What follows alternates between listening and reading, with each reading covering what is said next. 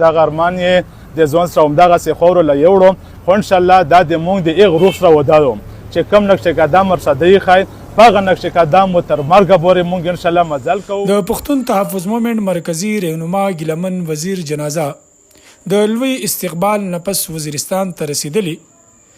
نن 4 بجې وزیرستان اسد خیل کلي کې د هغه جنازه ادا کړې شوې ده.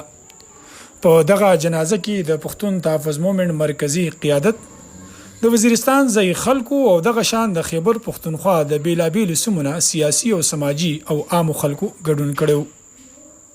همدغه شان د ګیلامن وزیر غائبانه جنازه د خیبر پښتونخوا په بیلابیلو سیمو کې ادا کړې شوې ده. جمرود باب خیبر په مقام باندې سلګونو خلکو د ګیلامن وزیر غائبانه جنازه کړې ده او د هغه د لوی درجاتو د پاره دعاګانې هم غوښتې دي.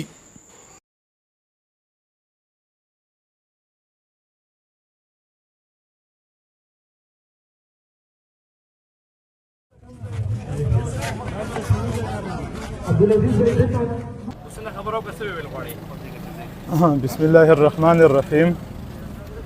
نن د موږ د پښتون افغان وطن یو ډیر پیاوړی شاعر یو ډیر ننګیال ځوان هغه خاورو ته وسپارل شو. د ریاست هغه د جبر تسلسل چې په مختلف شکلونو کې په موږ باندې روان دی د ده نه مخکې یو درجن شهیدان راکړي وو.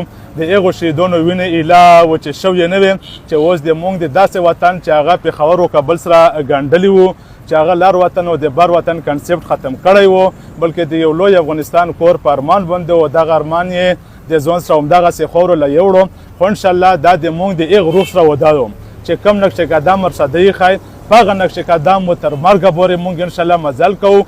د دا ارمان خو په ژوندون یو پوره نه شو خو چې د کومه پېرې موږ ژوندي وو نو د ده د روح سره و دغه دوکه دا غلطي موږ ونه کړو خو چې د کومه پېرې دغه ارمان پوره کړی نه وي دا چې کوم په ژوندون یو نو انشاءالله در هغه وخته پورې و د موږ مبارزه وي یو په د خپل سرویس را متوو یا چې د شهید ګیلامن ورور کوم ارمان و د لوی افغانستان انشاءالله هغه لوی افغانستان و جوړوو.